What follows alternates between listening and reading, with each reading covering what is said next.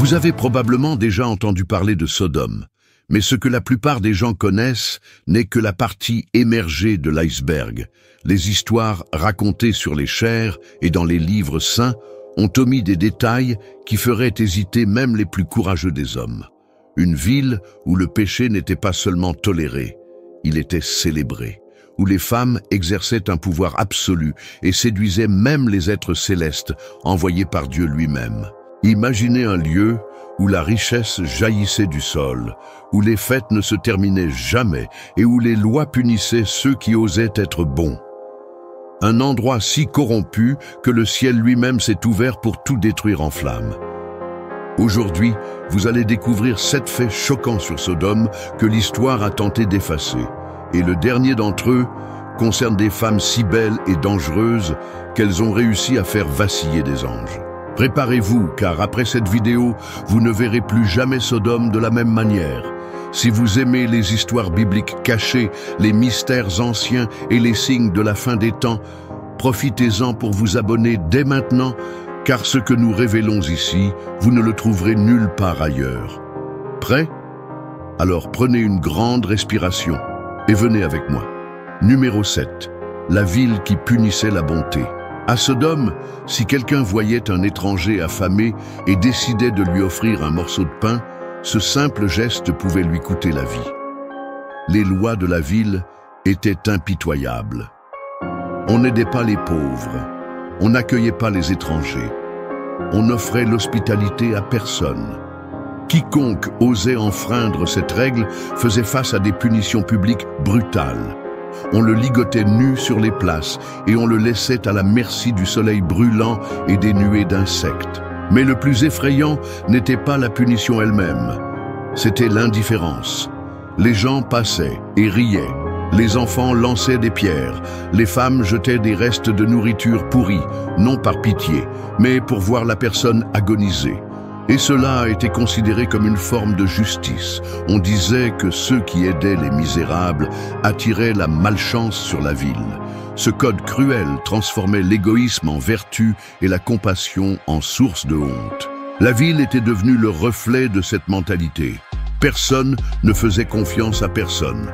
Et la peur de paraître faible avait engendré une société paranoïaque, violente et assoiffée d'excès. Numéro 6. Les fêtes qui duraient des semaines et suspendaient les lois. Pendant ces 2 semaines, la ville plongeait dans une sorte de transe collective où toutes les lois, règles et restrictions étaient suspendues.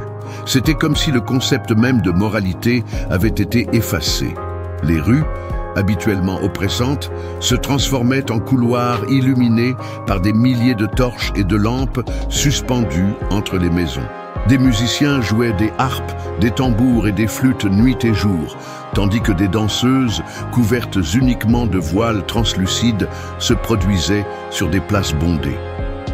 L'odeur du vin vieilli, des viandes grillées et des parfums exotiques flottaient dans l'air, se mêlant à la chaleur suffocante du désert. Hommes, femmes et étrangers venus de terres lointaines se mêlaient sans distinction. Pendant ces fêtes, il n'y avait ni classe sociale, ni restriction de genre. Les banquets étaient interminables. De longues tables en bois brut, couvertes de fruits conservés dans du miel, de viande fumée et de pains aux herbes, s'alignaient dans des couloirs qui traversaient les quartiers les plus riches jusqu'aux ruelles les plus pauvres. Mais ce qui effrayait le plus les rares voyageurs ayant survécu à ces célébrations pour en témoigner, c'était l'abandon total de la raison. Les jeux de hasard envahissaient les tavernes et les rues, mais la récompense n'était pas de l'or, c'était des personnes. Il était courant de voir des paris pour des serviteurs, des femmes et même des enfants donnés en paiement de dettes de jeu. Des orgies publiques avaient lieu à la vue de tous, considérées comme une partie essentielle des rituels de prospérité et de fertilité. Toute la ville devenait une scène d'excès. D'anciens papyrus relatent que lors de ces fêtes, même les autels des dieux locaux étaient profanés par des rituels de perversion déguisés en offrandes. On disait que ceux qui entraient à Sodome pendant cette période en ressortaient transformés ou morts. Beaucoup disparaissaient, jamais revus, sacrifiés lors de cérémonies secrètes ou simplement absorbés par la folie collective. Les anciens avertissaient, pendant ces fêtes, même les anges détournent le regard de Sodome. Ces sanctuaires étaient érigés dans des endroits reculés de la ville, entourés de hauts murs de pierre sombres et gardés jour et nuit par des sentinelles armées. Le temple d'Astarté était le plus redouté. Déesse de la fertilité, de la guerre et du désir, elle était vénérée à la lumière de la pleine lune, lors de cérémonies qui glaçaient le sang des habitants. Le toit du temple était ouvert, permettant à la lune de baigner l'autel de pierre noire, où les prêtresses, vêtues de tuniques cramoisies et ornées d'os et de métaux étincelants, accomplissaient leur rituel. Ces femmes étaient considérées comme intouchables. On disait que leurs yeux brûlaient comme des braises et qu'elles pouvaient envoûter n'importe quel homme d'un simple regard. Pendant les nuits de culte, des tambours et des chants résonnaient à travers la ville, annonçant qu'une nouvelle cérémonie allait commencer. Les élus, voyageurs, étrangers ou hommes de Sodome étaient enivrés de vin mélangé à des herbes hallucinogènes et conduits au temple.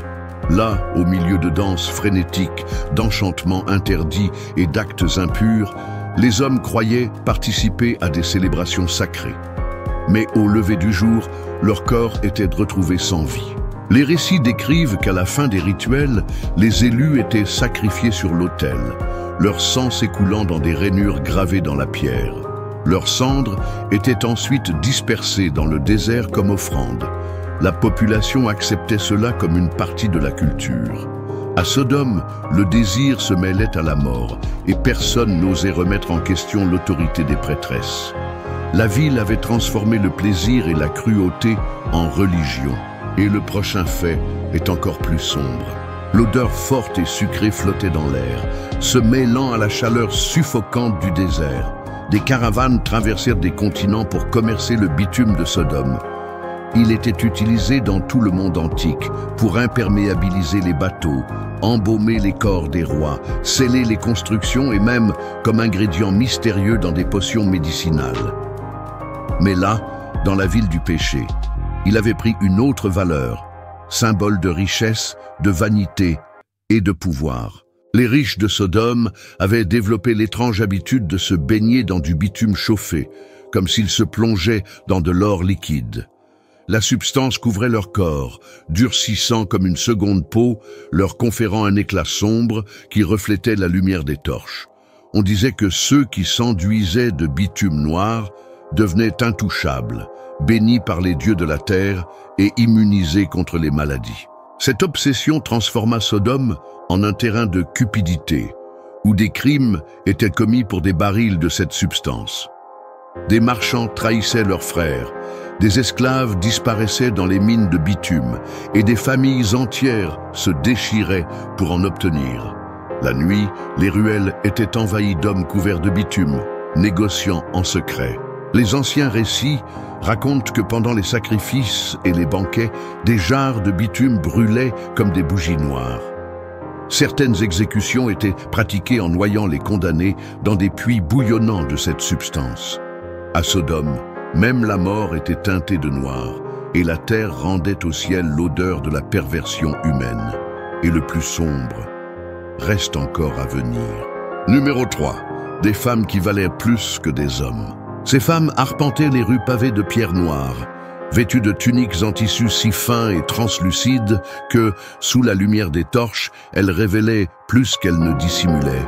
Leur corps était enduit d'or liquide mélangé à des herbes aromatiques, exhalant un parfum doux et enivrant qui emplissait les ruelles étroites et les couloirs des palais.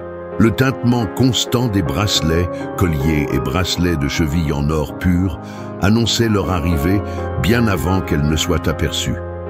Leurs têtes étaient ornées de diadèmes incrustés d'émeraudes et de rubis, si lourds que les vertèbres de leur cou se déformaient avec le temps.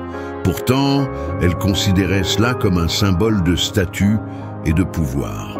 Lors des banquets, elles prenaient place sur des trônes élevés, entourés d'esclaves et de musiciens, ordonnant des affaires, échangeant des marchandises et décidant des destins d'un simple geste. Il était courant que ces femmes aient le droit de divorcer par simple caprice, de prendre de jeunes amants et de décréter des exécutions publiques contre ceux qui les offensaient. Les hommes de Sodome, face à elles, occupaient une position secondaire, obéissant à leur volonté par crainte ou par ambition. Les anciens récits décrivent ces femmes comme des reines sans trône, dont la parole devenait loi sans besoin de conseil ou d'approbation. Dans le silence de la nuit, des processions de dames chantaient des hymnes païens aux dieux de la fertilité, célébrant des rituels interdits sous les murailles de la ville, où la luxure et l'opulence régnaient en maîtres absolus. Numéro 2. La ville qui tenta de séduire des anges. Ce ne furent pas seulement les hommes qui entourèrent la maison de Lot cette nuit fatidique.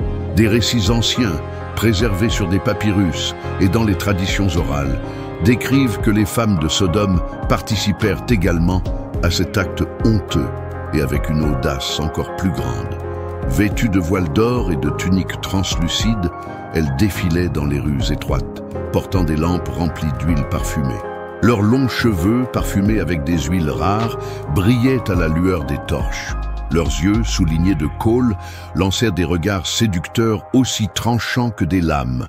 Certaines dansaient au son d'instruments à cordes, tandis que d'autres chantaient des hymnes anciens, invoquant les dieux de la fertilité pour qu'ils leur donnent du pouvoir sur toute créature, foulant le sol de la ville, humaine ou céleste. On disait à Sodome qu'aucun ange ne pouvait résister au charme des filles de la cité. Les plus belles menaient la procession, offrant des vins rares mélangés à des herbes aphrodisiaques, des bijoux et même des esclaves en échange d'une seule nuit avec les visiteurs. L'atmosphère autour de la maison de Lot était celle d'un paganisme délirant. La luxure, l'odeur sucrée de l'encens et la tension dans l'air faisaient de cette nuit une scène grotesque et hypnotique. Alors que les anges, au visage fermé et au regard de feu, restaient fermes aux côtés de Lot, la foule rugissait. Ils réclamaient que les étrangers sortent pour qu'ils puissent connaître la ville. Une expression qui cachait des intentions sombres et violentes. Même les êtres célestes n'étaient pas à l'abri de la perversion de Sodome, où le sacré et le profane se mêlaient sans aucune limite. Numéro 1, le jour où le ciel s'est ouvert. Ce jour fatidique, un immense nuage en forme de champignon s'éleva dans le ciel, illuminant la nuit comme un second soleil. L'air devint irrespirable, alourdi par une odeur suffocante de soufre et de brûlé. Les récits anciens parlent des cris désespérés des habitants, des échos de terreur qui résonnaient sur des kilomètres, remplissant la vallée d'agonie et de panique. Tout se produisit si rapidement que beaucoup n'eurent même pas le temps de fuir. Les maisons furent dévorées par les flammes, les rues se transformèrent en rivières de feu et de cendres. À la fin, un silence absolu. Une ville entière, avec ses vies, ses rêves et ses péchés, effacée de la carte en quelques minutes seulement. Sodome cessa d'exister, mais son histoire résonne encore comme un avertissement sombre, traversant les siècles jusqu'à nos jours. Après tout cela, la question demeure. Sodome a-t-elle été détruite uniquement à cause de ses péchés charnels, ou parce qu'elle était devenue un lieu où la bonté était bannie et où le mal était devenu une source de fierté? Et si de tels lieux existaient encore aujourd'hui, dissimulés derrière des façades modernes où les mêmes pratiques se déroulent de manière déguisée? Si vous voulez découvrir plus de secrets comme celui-ci, abonnez-vous à la chaîne maintenant, activez la cloche et dites-nous en commentaire lequel de ces faits vous a le plus choqué.